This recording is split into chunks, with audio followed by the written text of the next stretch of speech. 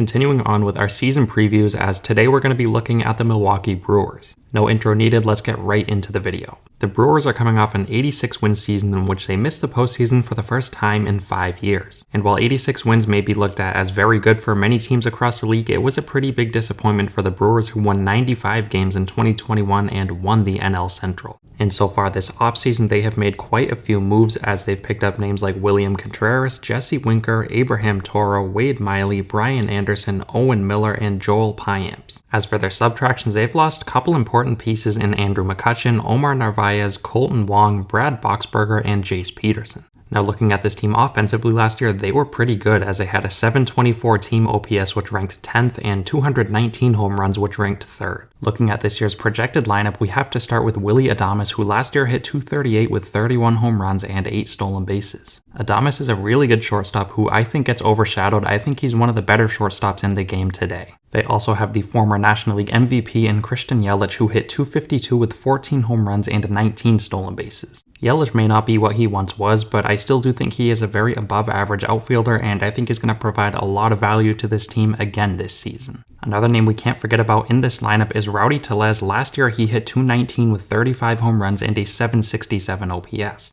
I don't think Tellez is ever going to be the type of player who's going to hit for a very good average, but he's going to hit lots of home runs, and I think he fits perfectly in this Brewer lineup. Behind the plate, they have their biggest pickup this offseason, in my opinion, in William Contreras, who last year with the Braves hit .278 with 20 home runs and an 860 OPS. Contreras is going to provide the Brewers with some much-needed offensive production from the catcher position, which is something I think they've lacked in over the past couple seasons. Another name we can't forget about is Luis Urias, who last year very quietly hit .239 with 16 home runs and a 739 OPS. Jesse Winker, as I mentioned earlier, was another pickup from the Seattle Mariners, who last year hit .219 with 14 home runs. Tyrone Taylor is most likely going to get some reps in the outfield, who last year hit .233 with 17 home runs and a 728 OPS. As for third base, I'm not too sure who's going to get the starting reps at this point, but I do think it's going to be a 50-50 split between Mike Brasso and Brian Anderson. And as for some other names who could have an impact offensively, we have Garrett Mitchell, Keston Hiura, Owen Miller, and Abraham Toro. As for their offensive prospects, they have a couple outfielders in Jackson Chiro, who's the number 8 prospect in baseball, Sal Frelick, who's the number 30 prospect, and Joey Weimer, who is the number 90 prospect. Oh, and I almost forgot, another big name they lost this offseason was Hunter Renfroe, who signed with the Los Angeles Angels. So as a whole, I still do think this offense is going to be pretty good this season, but I think there's going to be some pretty heavy regression, losing important names like Andrew McCutchen, Hunter Renfroe, and Colton Wong, and really only picking up William Contreras.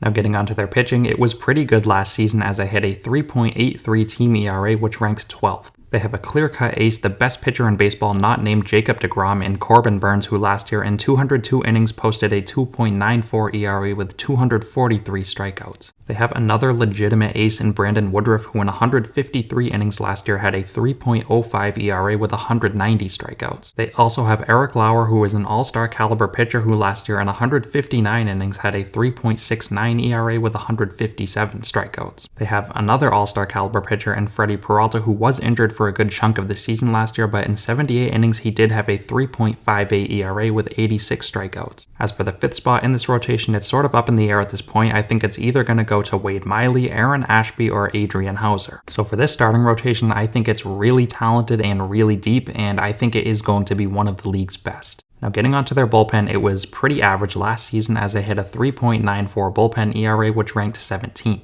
Devin Williams is a clear-cut 9th inning option for this team, as last year he posted a 1.93 ERA while locking down 15 saves. As for some other options in this bullpen, they have players like Matt Bush, Jake Cousins, Joel Payamps, Hobie Milner, and Peter Strzelecki. So for this bullpen, I do think Devin Williams is going to be an elite option in the 9th inning, but outside of him, I don't think they have very many reliable options. So now that we went through this roster top to bottom, let's take a look at the Brewers' outlook record-wise. As I highlighted earlier, I do think they lost some pretty important names offensively, and I think they are due for some regression. The starting rotation, on the other hand, if everyone stays healthy, I think could be a top 5 unit in baseball. As for their bullpen, I'm a huge fan of Devin Williams. I think he's one of the best relievers in the game, but they need more than one name in that bullpen that can really be a reliable option for them. So as currently constructed, I think the Brewers are going to win in the low 80s. I think even 80 wins is too low, but I think 85 is too high. I think they're going to be like 82 or 83 wins. So I don't necessarily think they're going to be awful compared to last season. I just think they're going to slightly regress and not be as good as they were last season.